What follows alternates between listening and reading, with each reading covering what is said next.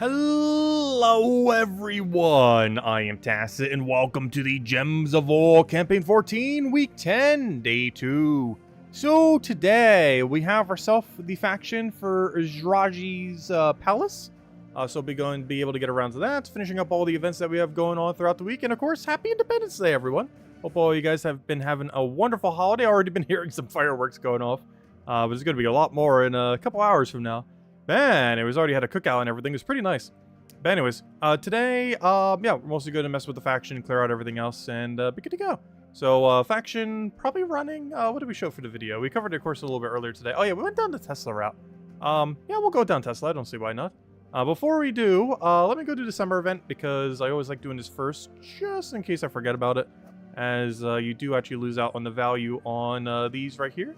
We don't do them every single day, and it looks like we will finally get the flower done, or at least the basic flower. We actually won't have it upgraded enough to get the golden flower, but we will end up getting the standard flower max. Then we'll need to get one more for the golden, and then, yeah, the only other thing left will be the power orb, which of course technically we don't have to get, but I'm still gonna go for it.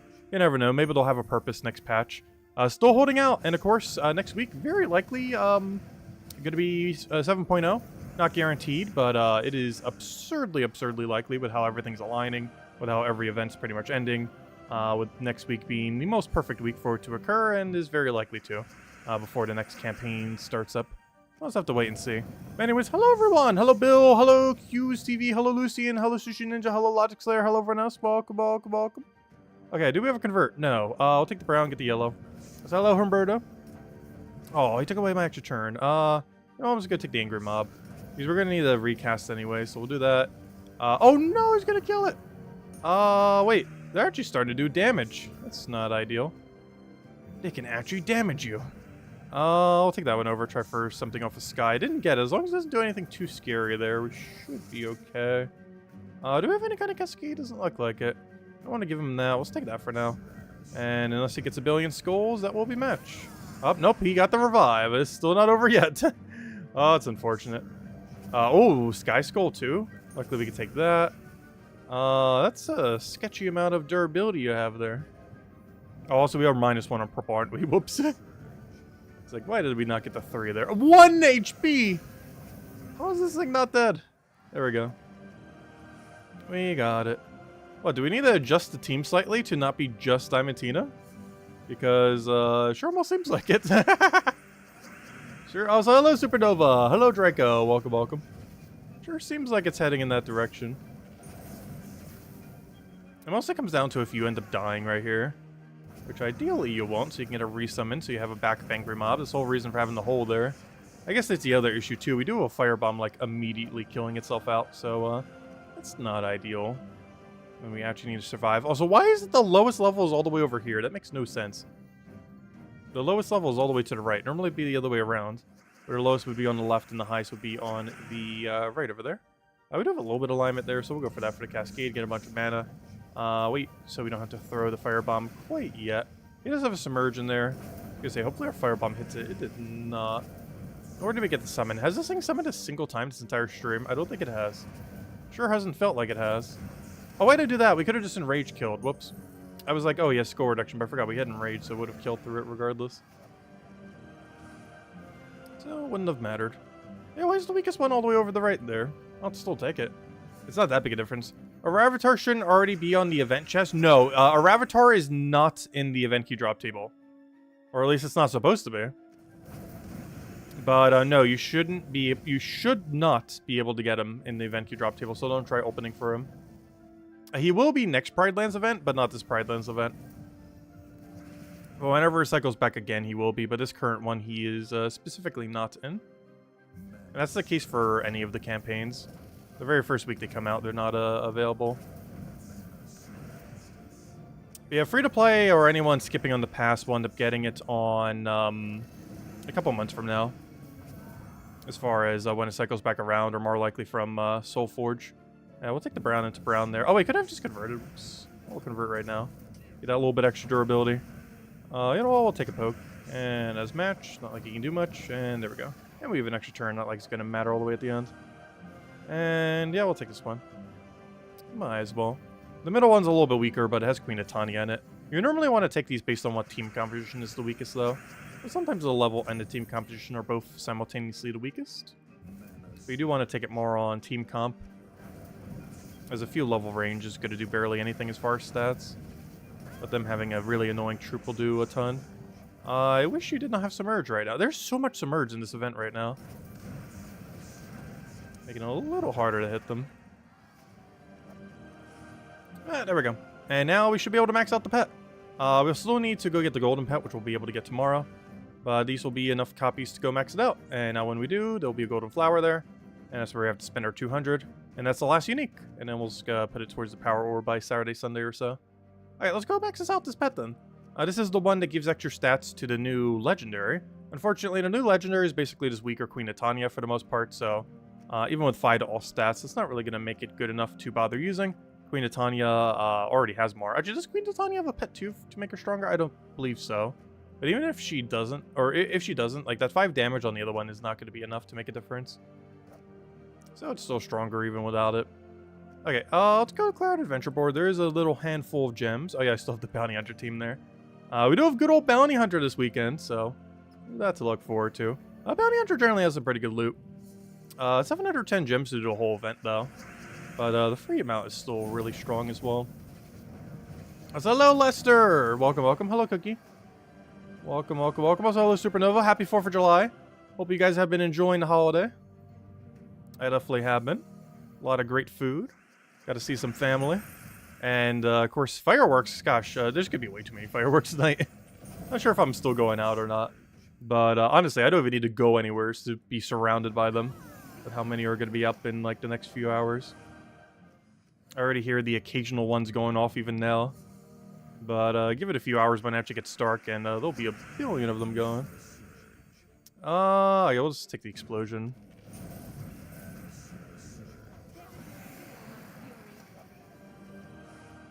Alright, that's the only thing we really need. I guess we technically could take the glory there.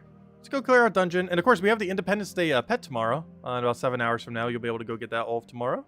Definitely make sure to do so, as it probably won't be back for a couple years from now. Can we not hit every trap? The poison didn't mean anything, but hitting that 20% weakness is always like one of the worst to hit. Honestly, I hate that more than like Deathmark or Freeze or Web or any of those other ones. Because you can't undo it. Like, you can't just send Cleanse Metals and undo it. And it just makes it a lot more annoying. The Stun Metal is kind of like that because you can't set Orpheus for it, because, you know, you can still cleanse it. You just have to not use Orpheus specifically. We'll go kill that out directly. Yeah, 20% less stats. Our hero just drops immediately. Luckily, Zolgoth's insta-kill doesn't care what the stats are. His Skull Spam does. But the actual insta-kill does not matter how much stats we have left. And there's poor Owain with no armor. Which basically makes it incapable of doing anything there. Just get a little bit more mana.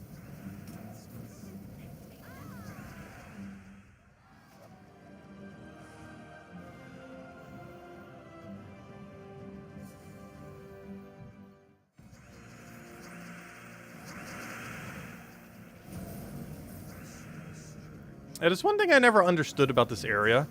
Like, there are places near my area that sell fireworks year-round. And I have no clue how they stay in business. Like, obviously, a day like today, they're making a killing. But, like, there's not that many fireworks to go off at any given other day for those stores to be realistic. The other one that always throws me off in this area is there's a Christmas store that's open year-round. And, of course, all they sell is Christmas stuff. But, you know, like, right now, in July, they're selling Christmas stuff. Like, literally right now. Like, what's the demographic of people they're selling to? People planning 5 months ahead of time? I guess some people might want to.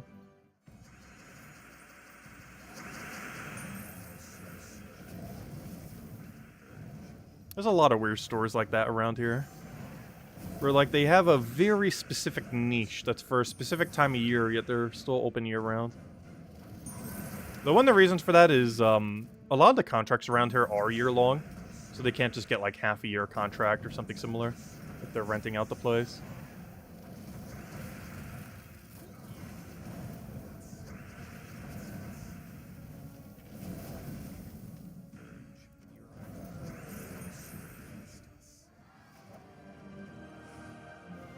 Yeah, there we go. Fortunately, no perfect, but hey, we got a little bit extra emeralds. All right, let's go take out our team from the video then. We're going Tesla build, because why not? One Tesla should be enough to wipe out this area. Just to ensure it does, I'm going pure armor, which I, oddly enough, do not have set up right now. Because we were doing the Orpheus counter to whenever we had to for a world event there. I mean, not world event, dungeon, I mean. But, yeah, let's go take out the faction. Which, of course, is only available for today. Claim the loot. We get 2 orbs. We get a Vault key. The general standard loot that these give. Well, you know, they add up. Alright, let's go for Marilith. This whole team is basically structured around just get Marilith up, then get our Tesla up, and then we win. For the earlier fights, it might almost even be better to get rid of Marilith. Well, not get rid of, but you know, like shuffle it around so Tesla isn't blocked at all. Because for the super early range, we're actually in one-shot range. The Marilith is mostly there if we have to double cast. In which case, initially, just kind of blocking us on red. But that could have been full Marilith mana, I mean, full Tesla mana, but now it isn't. Now we gotta throw down that, just to go throw down the other thing. I don't know, maybe we'll switch it around for a couple. Because until we need a double cast Tesla, it is actually slower to run Marilith there. So for these first very few, it is actually gonna be slower with her there. These are some circumstances where we would have hit mana. But then again, there's circumstances like that where it actually went quicker. Because Tesla would definitely not have had full mana there. But because Marilith did, now she does.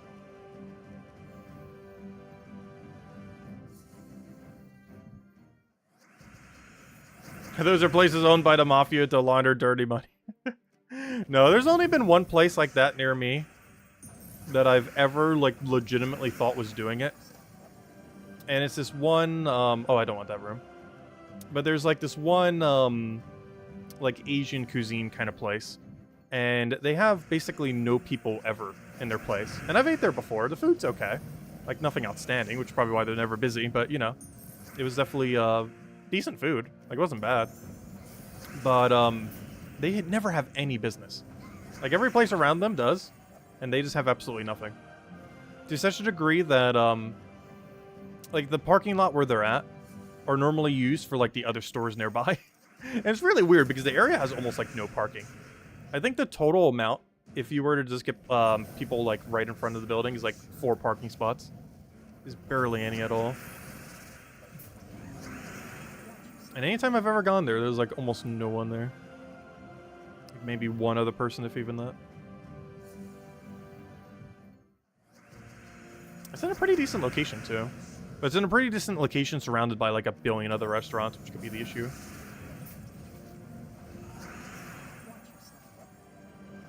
Hello, Tyrion. Welcome, welcome. What strategy did we do for the epic trials? I did skulls. We went over pretty in depth during the video how to do it, as well as on stream last night. But yeah, the short of it is we just went skull spam until we won. It's basically the strategy. It didn't take us too long to do last night. I think it took us like, what, 20-30 minutes? Definitely wasn't the hardest one. Definitely on the harder side, though.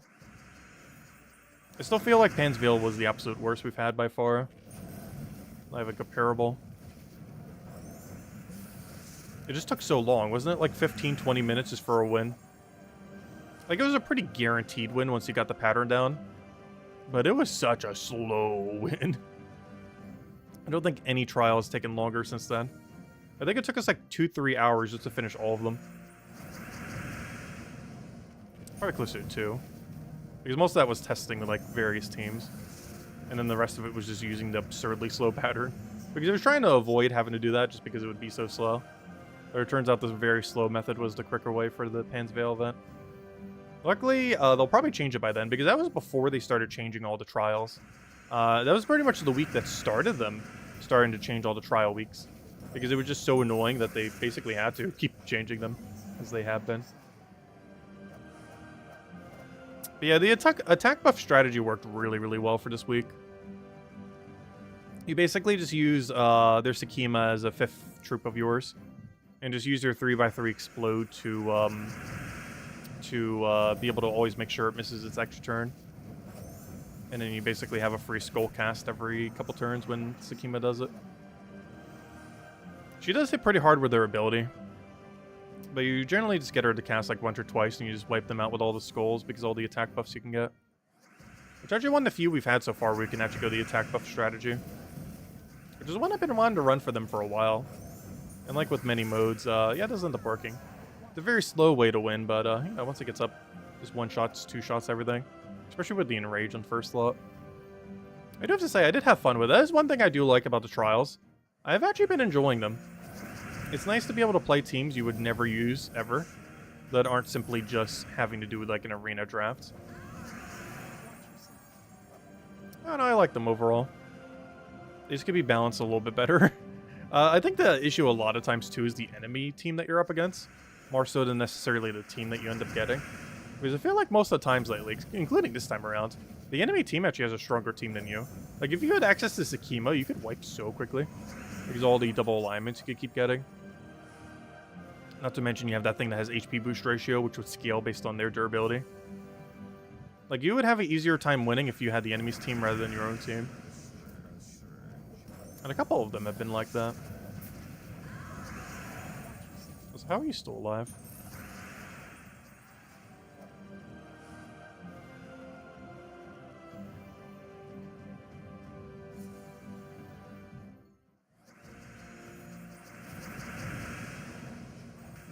You know what, we'll go for the armor buff.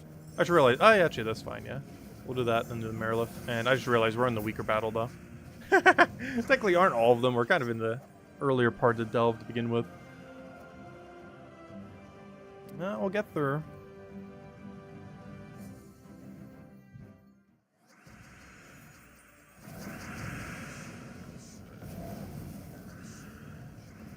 Yeah, we're definitely gonna have to cast Marilith there just to get the rest of the mana.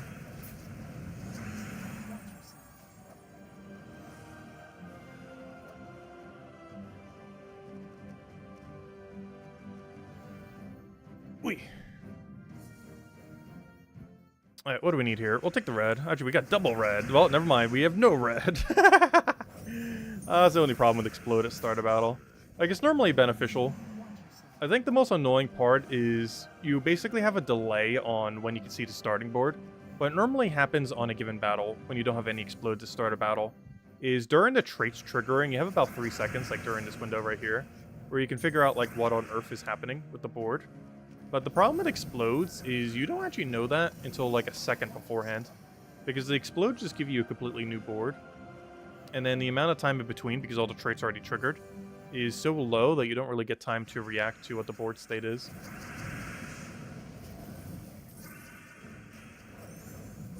Which does slow down your first turn. But it might give you so much mana that, you know, it speeds it up overall. It's the only downside of having Explodes to start a battle. It's one of the reasons why a lot of the troops that have a single Explode to start a battle tend to not get used as often. Like, if you have a lot of them, it's fine. But having, like, one singular one can actually be a detriment sometimes. Especially when trying for a quick kill team. It's actually the main reason why, oh gosh, what's her name? Sister Superior is used instead of Greed when doing any of those quick kill teams, like the Dust Devil ones.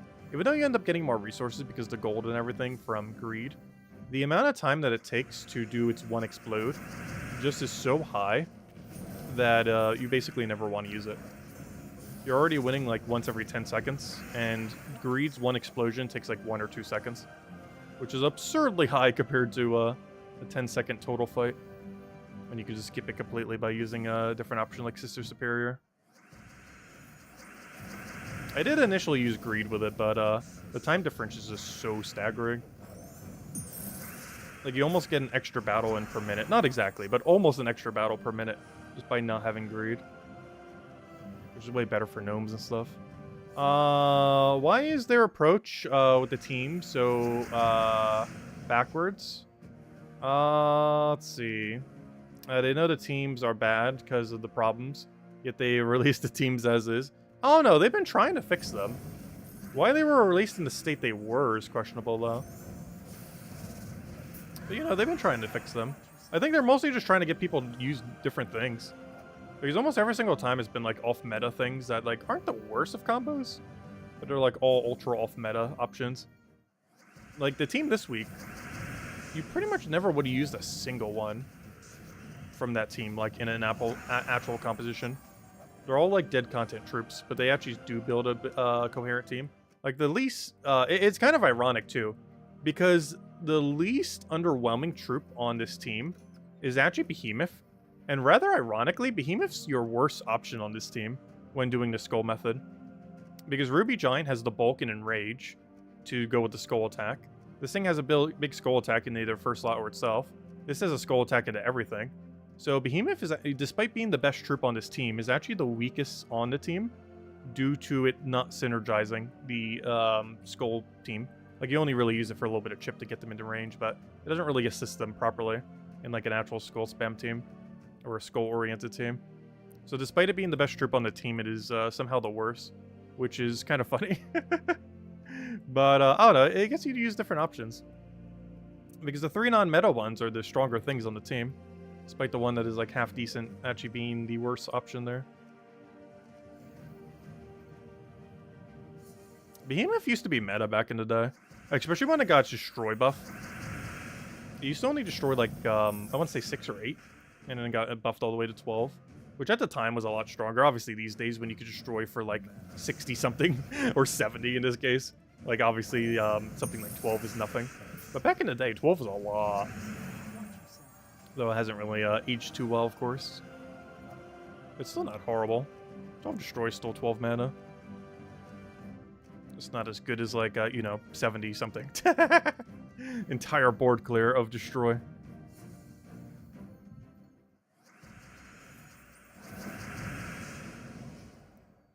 I'll go for Leprechaun immediately. So we can get the Marilith immediately. So we can get the one-shot immediately.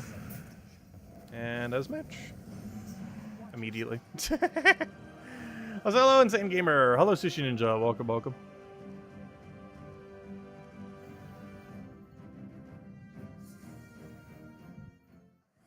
Gosh, I'm still so stuffed from food from earlier. Yeah, even though I'm so stuffed, I still feel hungry. It makes no sense. Like, my stomach feels full, but my brain's like, I'm kind of hungry. Which is a weird combination. Or it feels like bloated from the food, but I still feel like a sense of hunger.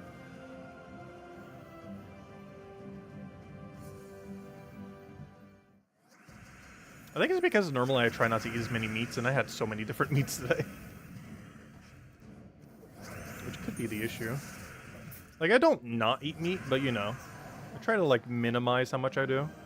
And then there's days like today where like almost all I eat was meat. What's a good and quick gold farming team? Pretty much anything with Cedrics these days. Like Cedrics with any kill option. Cedric, Leprechaun into like a kill option. Still pretty good. There's skeleton key versions as well. There's pistol teams. But simply just having a Cedric or two with a Leprechaun and just a kill option is pretty much all you need. You also have the option of going Greed. The problem with Greed is it's no mana accumulation though, but it's guaranteed max gold. Really depends what team you're trying to run with it, or where you're trying to run it as well. Because the way you would run gold farming on Explore 1 is drastically different than Explore 12. I would say just generally running Explore 12 very quickly is still one of the best ways to farm gold. Because not only are you going to get a ton of tokens and, you know, a decent amount of merchants and angels these days, but just the sheer amount of gold you get for doing Explore 12, even without using a gold farming team, is already a lot. Like, it's hundreds of thousands per hour just from the base gold you're getting. Not even counting Cedrics or anything else.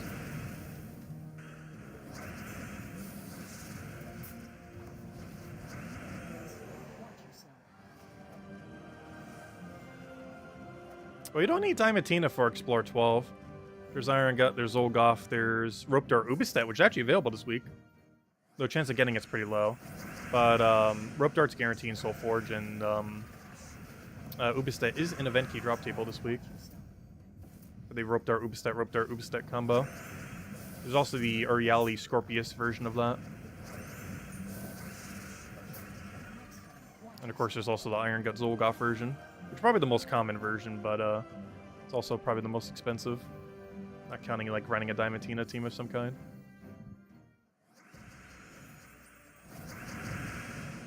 You did 3 million on Explore 12 today? Nice. Also, you farmed for 12 hours today? Wow. I have not played Gems of War for 12 hours straight in a very long time. I just feel like we have so many resource stacks that I've never really had the incentive to. But who knows, maybe there'll be incentive to on something in next patch. Because if there's something super farmable, we will do it. The only slight issue with that is, given that the patch is almost guaranteed next week, I'm going to be leaving in like 2 weeks from now. It's, yeah, 2 weeks from now, actually. 2 weeks from tomorrow, I'm going to be gone. Gosh, that is so around the corner already. Gosh, time has flown by. This month's going to go so quickly. It already has. It feels like it's the first day of the month. It's already 4th of July. But yeah, I'm going to be gone in 2 weeks. I think that Monday night stream that week will actually be the... so technically yesterday, 2 weeks from now, will be the last stream for like a week. And then I get back like a week and a half later.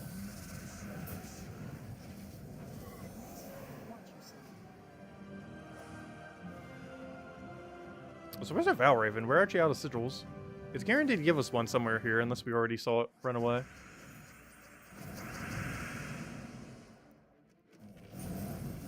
You have a little mini fridge behind you? I've always considered having a little mini fridge in my room. Mostly just for drinks. Just to keep them cold and in case I just ever want something. Because otherwise you have to walk all the way to the kitchen, all the way back. Not like it takes that long, but you know. It's effort.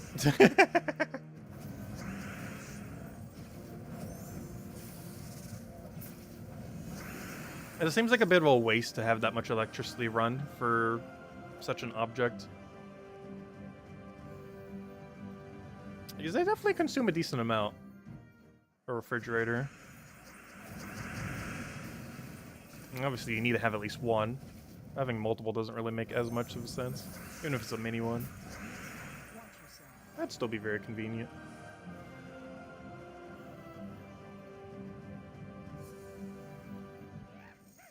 Oh, you ran Wand of Stars. Wand of Stars is so much fun. It's definitely my favorite weapon, possibly in the entire game now. Though I don't tend to use it too often. Though we do a lot when it comes to Guild Wars and such. Like, it comes down to restrictions. It's really good at every single game mode. Because whenever there's a color restriction or some kind of other weird restriction, it's almost always usable. Unless it's like a kingdom-based restriction. Which gives it a lot of versatility. Like, we're probably going to run it for the next Tower of Doom. It's actually the first Tower of Doom where we can use it, so we're definitely going to use it. At least for one of the team builds. Probably not all of them, obviously, but at least one. It's just one of those universal options that just always works. And now that we technically have it and Diamantina, if you have both, you could technically always run just Wand of Stars, something, Diamantina, and run a team like that. Either with 1 or 2 mana accumulators. Or just let Wand be your second mana accumulator. That's why you go for the most energy efficient ones, true. Yeah, I'm pretty sure a lot of the smaller ones are pretty energy efficient.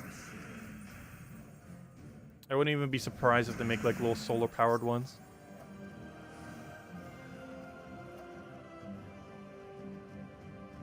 And if I opened up that window, it actually would get a decent amount of light if I put one right there. It's one annoying thing if we ever do stream like midway through today, is I have a very awkwardly placed window that during midday just loves to fill this whole room with light. Which, you know, that's what a window's for, but it's also very inconvenient because of the green screen and everything. But if I put like a little mini fridge like right there, it would get all the light you would ever need if it had like a solar cell or something. Probably wouldn't even need to plug it into the wall.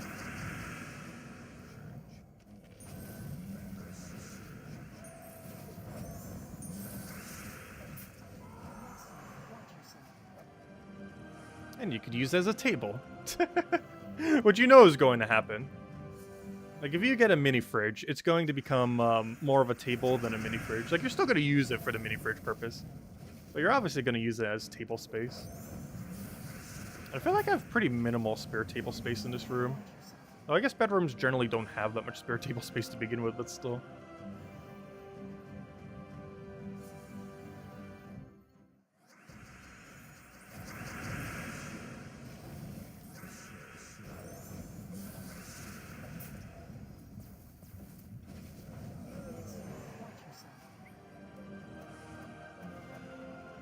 Oh, you went out to a steakhouse? Oh, that sounds good. I have not had steak in, like, years. I can't even remember the last time I went out for steak. It's generally not a food I tend to go for too often. Like, I would probably never go out of my way to get steak for myself. But, you know, if someone was ordering and I was, like, going to the same place, then, yeah, obviously I would get steak. But, I don't know, it's not really something I go out of my way for. There is a really good, steak place near me, though. Like, absurdly good. Like, I'll probably spend, like, 50, 60 bucks if I was to go there, which I haven't been there in, like, over a decade. But, it's some of the best steak I've ever had. It's just way too pricey. It's definitely worth the price, despite it being absurdly high. I've never went there on my own dime. But it is very, very good. You don't have a private jet. I've never been in any aircraft that isn't an airplane, now that I think about it. Because I don't think I've ever been in a helicopter, even though there's helicopter rides near here. But you could never get me in there. I am too afraid of heights to be next to a door that's just completely open. But, yeah, I don't think I've been in any aircraft that isn't an airplane, like a standard, you know, commercial airplane. And I've been in those dozens of times. But never, like, anything else. Not a helicopter, not anything other structure.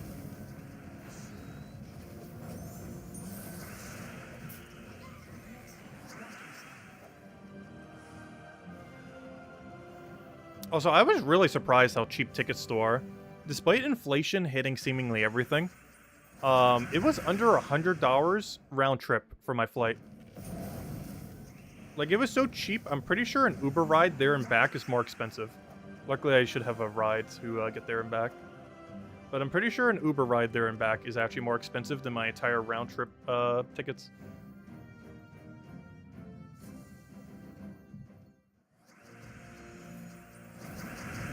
And they weren't even on sale or anything, that's just their normal price.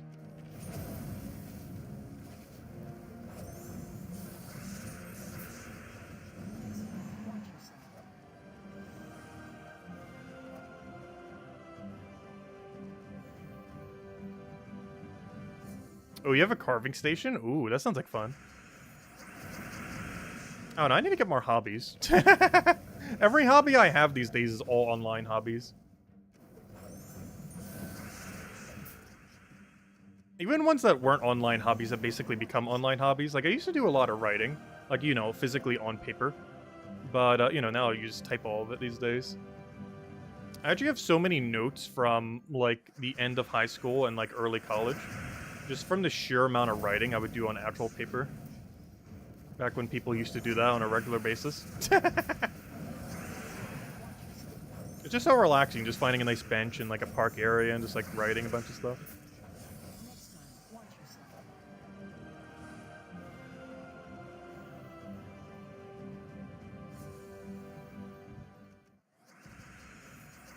Also, I only write in cursive. And with how few people can increasingly read cursive these days, it's almost like writing in a cryptic language that no one else can read, which is kind of nice. I do have pretty decently neat cursive. But, you know, the average person can't read cursive anymore. I'm pretty sure most of you guys can, because most of you, on average, are quite a bit higher in age. But, you know, most people, like, my age or lower don't really read cursive anymore, particularly lower, like Gen Z and below.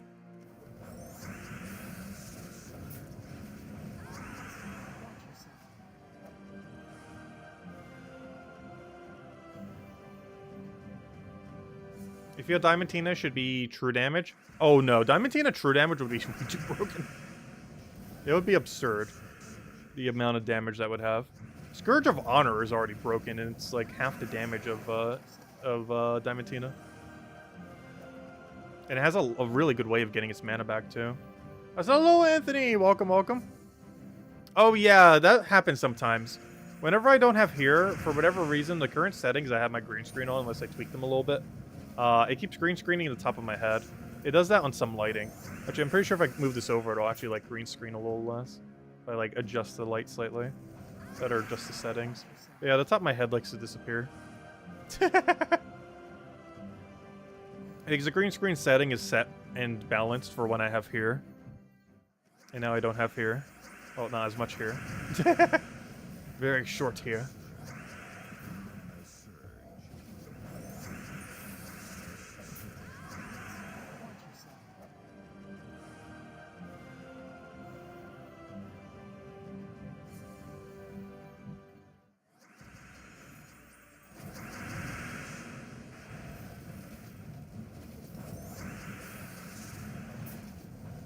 Yeah, there we go. That was a pretty clean faction event overall.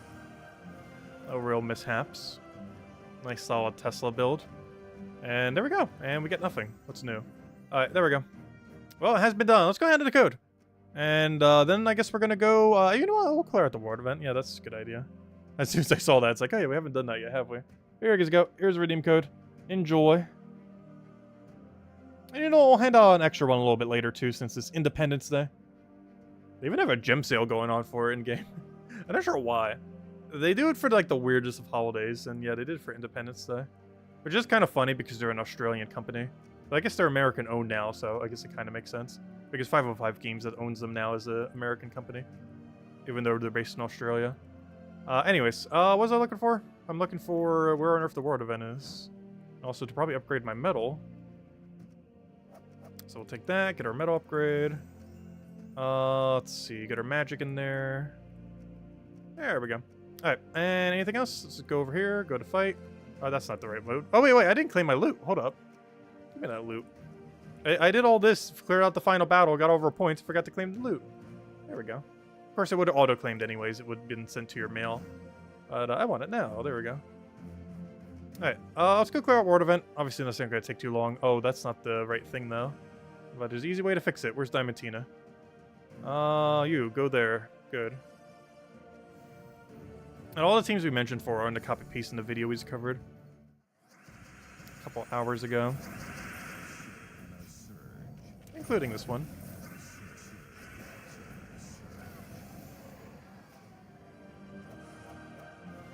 I thought 505 Games was based in America.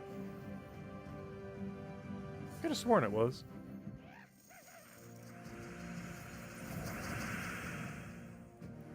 Oh, it's both? Okay, I see. That makes sense.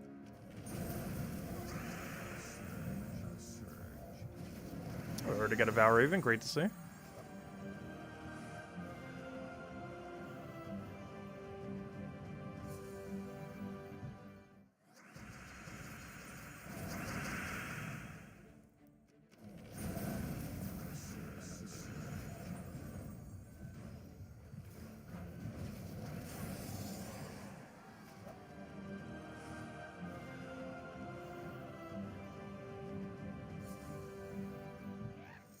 Well, another Valraven already? Did we just get one? Getting all the Valraven. I was like, wait, why did that one shot? I forgot we have spell damage. Like crazy. We have 160% right now. And that combined with Black Manigal, I don't think we even stopped one-shotting at this point. Like the combo of both of them casting once. I'm pretty sure one-shots the whole time. Just one Diamantina, then one Black Manigal. And right now we don't even need the Black Manigal at the moment. It's just kind of there to exist until we get deeper. Also, that lovely extra skull damage too. We have 160% skull damage additional as well. Which there's not as many ways to use it, but you know, Black Manigal Devourer can still kind of get some value from it.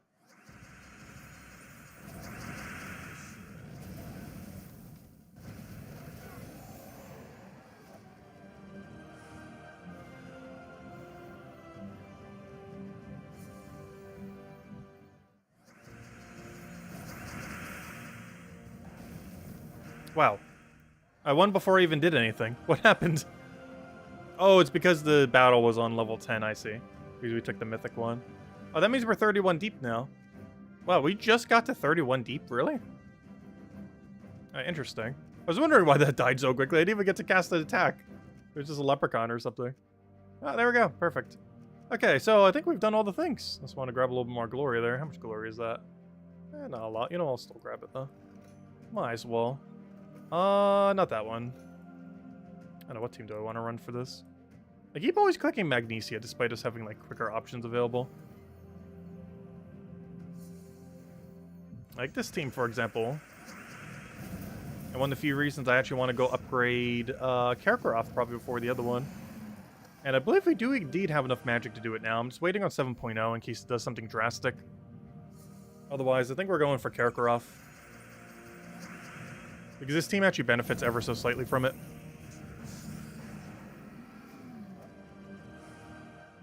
As this team actually does use 2 Karkaroth troops. Sorcerer here on Hero and Mesmer.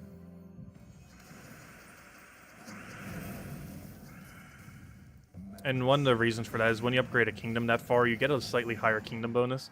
And kingdom bonus applies even if you only have 2. It applies for 2, 3, and 4. It's the one that applies for the least amount of troops on your team. So you get the earliest benefit from it, even if you're only using 2. There's quite a few others require 3, and of course, Pure Color requires 4. Okay, so we've actually done all the things. We have officially done it. Okay, let's go do some merchant grind or something then. Sounds like a plan. We'll go down the... Honestly, I kind of want to do 12% chasing. Let's go use the really fun skull spam team.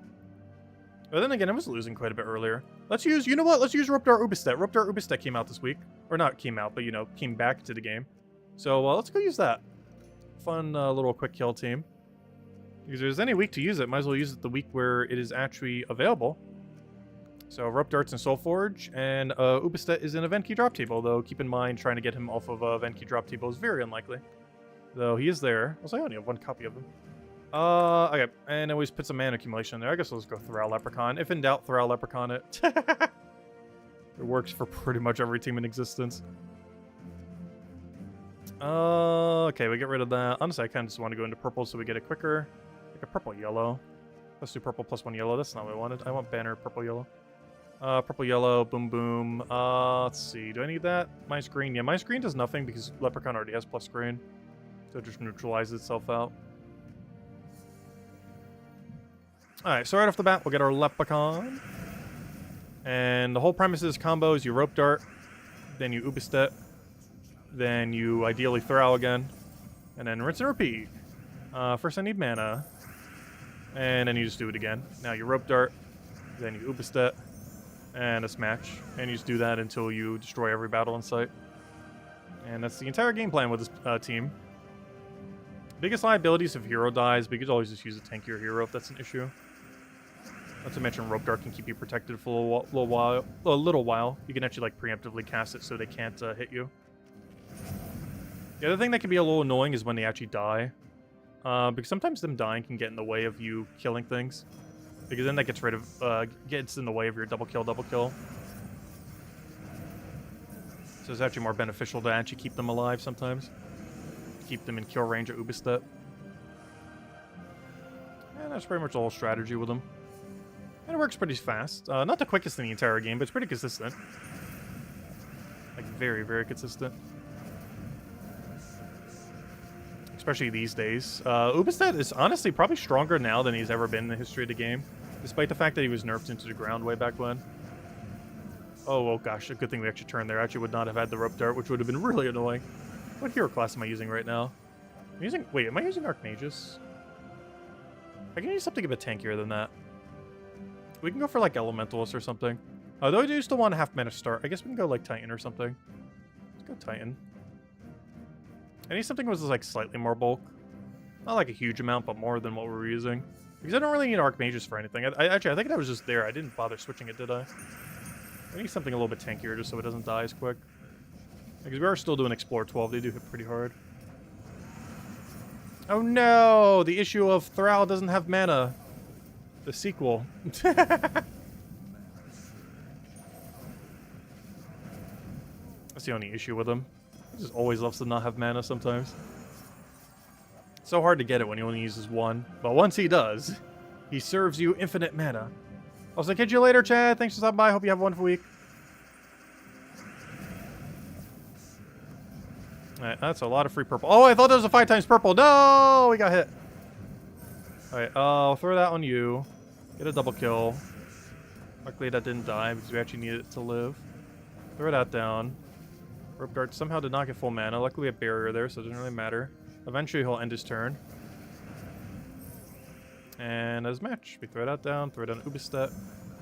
Oh no! I got the kill! I should have aimed at the other one. Yeah, that's the problem with this team sometimes. It does too much damage and then you can't Uber step properly. Because you actually need him to survive so your Uber step's in kill range. And when they only have one unit like that, it's basically like starting the battle again. That can also happen if they have revive. That's one big flaw with this strategy is you're going for double kill. So if you're doing that on high level Explorer or anywhere where they can revive, that wastes a lot of time. Oh wait, what? How did that not kill? Wait, how did that not do enough damage? But there we go.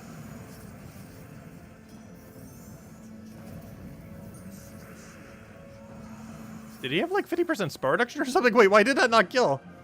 Or did I forget to rope dart? There might have been a chance I forgot to rope dart. So why am I just doing this one? I want to chase the 20%. It's the whole reason for using this. Where even are they right now, though? 20%. Show yourself. We got one on Panzerville. This place I don't believe has much revive. We want to try to avoid the really revive-y areas. Because this team does not like when that happens. Not the slightest. Also, you normally don't want to hit directly onto their first slot like I just did there. The main reason being is if you already poke them for damage, it might be easier to kill them. And you actually don't want them to die. Alright, Thrall, you need mana. And I'm just blocking your mana with the other guy right now at this point. Like, I tried casting Leprechaun to get mana, but it ultimately made us have less mana. Which makes us in a, like, a really awkward position right now. And we'll go for that. There we go, finally. Let's try this now. Throw down you. Get an Ubistet down immediately.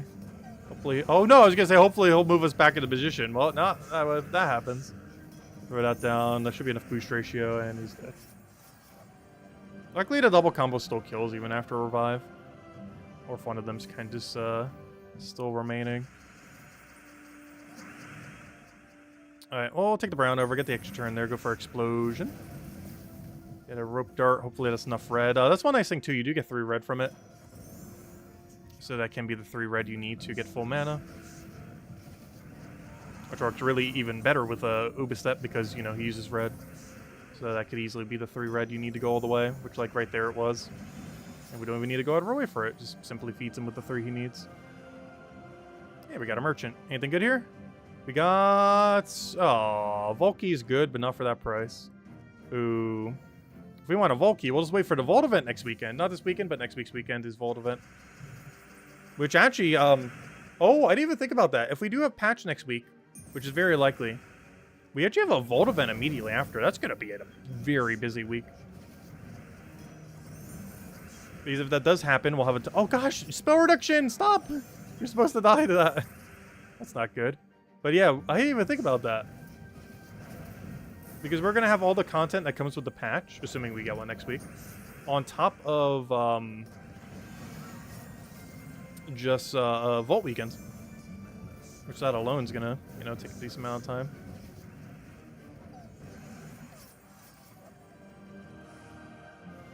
No, we did not want a genie.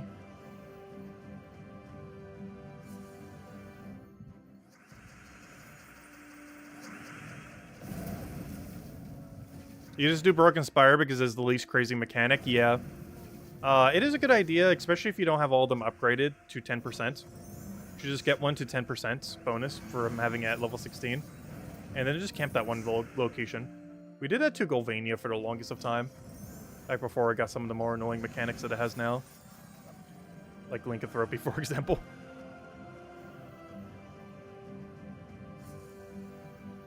But, yeah, any location that doesn't have anything too annoying, you can just kind of camp it and have it be your main location. But these days we have been doing the 20% chasing, because 30% bonus is quite a lot. Because the 10% and 20% both stack. But you need to have 10% on nearly every kingdom, or every kingdom, for it to really be worth it. It just takes a while. Especially with how few deeds they give these days. I still hope that's something that gets addressed next patch. We really need a slightly quicker rate for deeds. They've been doing like small tweaks here and there, like the Merchant Angel change and all that. But, you know, they're very small tweaks. They're not like revolutionary ones that get us a lot of resources. But you know, 7.0 might be the patch that does. Yeah, we'll take that, throw a poke, get the rest of our mana. You being 1 short actually makes me want to go out of my way just to get the 1 mana for you. It is that worth it. We'll do that. Luckily, he didn't get his 25% revive. And that is match. Let's do that. Ubestet dead. Skull almost killed it, which is not ideal. It's why you want to normally go for the more durable one so it doesn't end up dying. Because if it dies, we actually would have won slower, not quicker. Because we wouldn't have had the double kill. Because the way Ubestet works is it automatically kills when it gets a kill. But if you accidentally already killed something and the Ubestet can't kill that, the other one will have too high of a durability for you to kill with the Ubestet cast. Because it needs to be able to kill the other unit for it to occur. Which is probably the biggest flaw with Ubestet, I would say, overall. Compared to other options. Is if it does too much damage, it actually lowers your amount of damage. Which is one of the few troops in the entire game that's like that. Like, if you do that with Zolgoth, your excess damage just gets so much extra value for you. But in the case of Ubestet, doing too much extra damage is actually very detrimental because it lowers your damage output. Because you can't do the insta-kill anymore.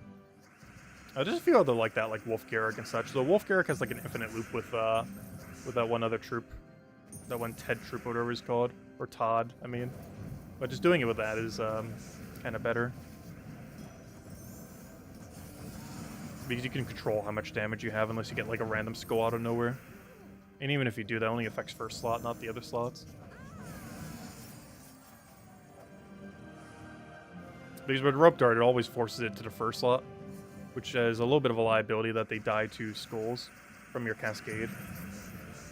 Which is actually a bad thing, not a good thing in that particular situation. Normally that'd be a good thing. But not on an Ubestet team. Like, there's a really good aspect of Rope Dart, but a bad aspect for synergy with Ubestet. Is that your 3 red destroys can like cascade to an ensued skull or multiple skulls. But if that happens with Ubestet, you accidentally kill your unit you're trying to keep alive. Under normal circumstances, you just get free value.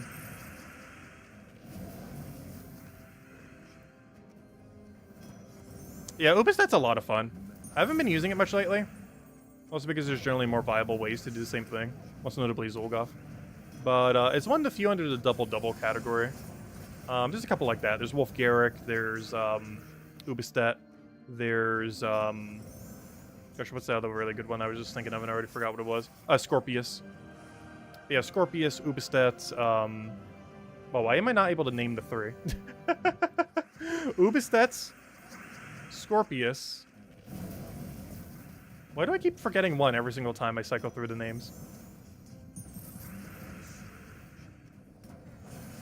Wow, my brain just can't think right now. But yeah, there's a few of them in the game. And Wolf Garrick. Wolf Garrick, Ubestet, and, wow, why can my brain not remember 3 things? Wolf Garrick, Ubestet, and Scorpius. There we go. Wow. That took way too many tries. I'm not sure why I can't think of 3 things at the moment. Alright, I'll take a purple. Would you ever do a common tier list? Thrall is S++++++ tier. And everything is like unranked compared to it. There you go. Oh no, maybe at some point we would do one for every rarity. But there's one that is not like the others. There's a few that aren't, but there's one that is so much not like the others. Where it's basically like a boss rarity troop as a common. And of course it is good old Thrall. There's a few that are pretty insane, though. Skeleton's actually really insane. It used to have attacking, too, back in the day. Now it's armor because it was way too strong with attack buff. But Skeleton is actually really, really good for skull spam. My brain can't think because it's invisible. Yes, my brain has been green screened, which has hurt its functionality. Because if you can't see it, it's not there. That's how vision works. Peasant for Arena. Peasant for Arena is pretty insane. I really love what Peasant does. I like commons that have ridiculously unique abilities. There's a couple of them. Leshy is one that I wish would be used more often. Not it itself, but the mechanic. I love being able to apply stats effect to all your allies and all enemies simultaneously. There's a way to do it with Mana Drain as well, but that sees a lot less usage because it's really annoying to your own team. But, oh, there's just so many good ones out there. Like, the premise of them, at least. Like, the premise of Peasant is decent. Leshy is decent, like, premise-wise. Like, his actual usage rate is, like, so bad.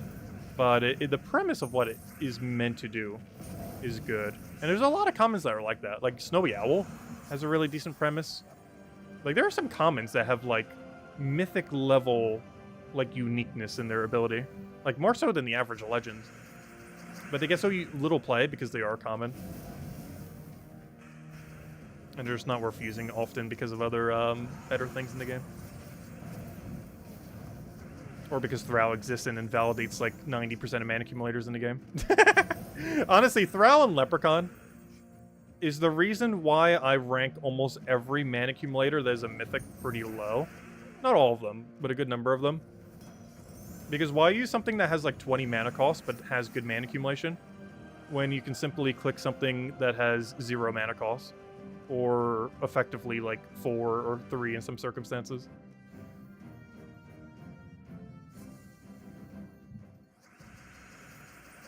Like all the better mana accumulators, all low rarity stuff.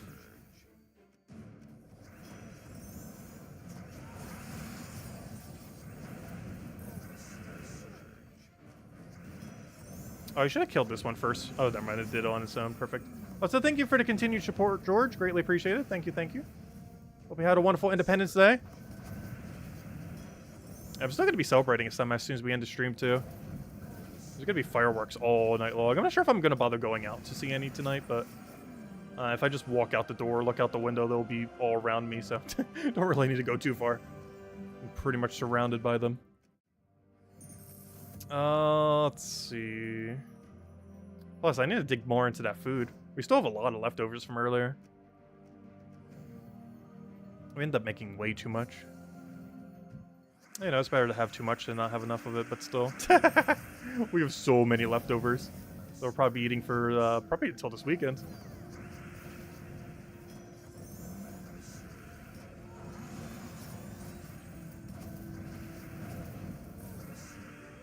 Yeah, it was a little bit annoying because it started raining, like, midway through, today. But we were able to still do it some.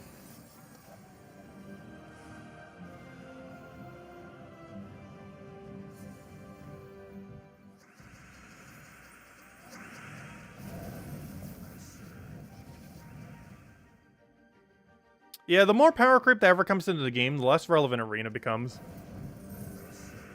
Arena is basically what the game, aside from all the boost ratio and just, you know, all the new troops that have been added since then, the 1,200 plus, from the basic 100 we had when the game first started. Actually, technically the game had less than 100 when it first started. But when Arena came out, there's a little over 100, like probably like 120 to 150.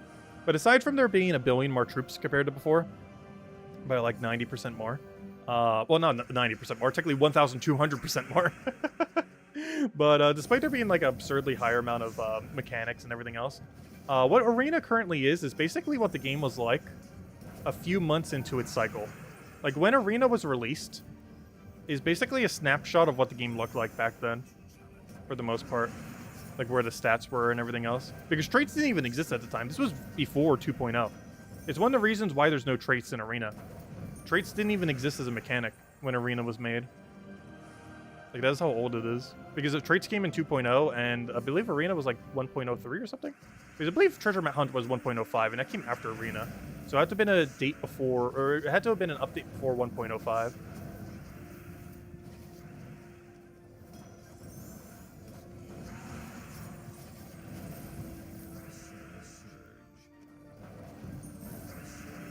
Oh, you know what? We already have enough for Ubistet there. I'm still holding out for that Treasure Hunt rework, by the way. You never know, eventually. Also, these will be the last two battles I think we'll do for now. And then we'll be calling it a night until tomorrow. And don't forget, Independence Day pet tomorrow. Even though technically the holiday was today, of course the pet always falls on the Wednesday. It's fully cosmetic, but you know, still good to get them just to not have to get them in the future. Yeah, it's another kingdom upgrade pet, if nothing else, if you need it for anything. Also, why that rope dart there? That was bad. I should never do that because... well, actually, that's not true. You should only do that if you desperately need to secure a kill on something. Otherwise, we would have just been better value just to mana accumulate back to Ubistet. Yeah, there we go. Alright, one more battle, unless we get a billion mimics, which we haven't seen a mimic in a little while, though. In all fairness, we don't do Explore 12 too often. Of course, you can see it on lower ones as well, but it's more frequent if you constantly do high Explore level. Not because the rate is higher, but because you're cycling more chests. And cycling more chests will give you more mimics. because it's the main thing that determines is how many chests you cycle through, not the difficulty of the chests necessarily. It's just at higher difficulty you can cycle chests quicker. So it seems like you're getting better rates, but you know, it effectively is better rates, but you know, the actual rate is still the same. But the rate at which you can get to it is just so much quicker. Alright, let's see. Do we get one? Mimic or not to mimic? No! Oh, and it's junk. Boo, unfortunate. Anyways, guys, I think we'll end it there for now. We will be back tomorrow. Hope you all had a wonderful Independence Day if you celebrate. We'll be back tomorrow. We'll have the Independence Day pet. We'll have clearing up the rest of the events. We'll be able to get the Golden Flower tomorrow as well.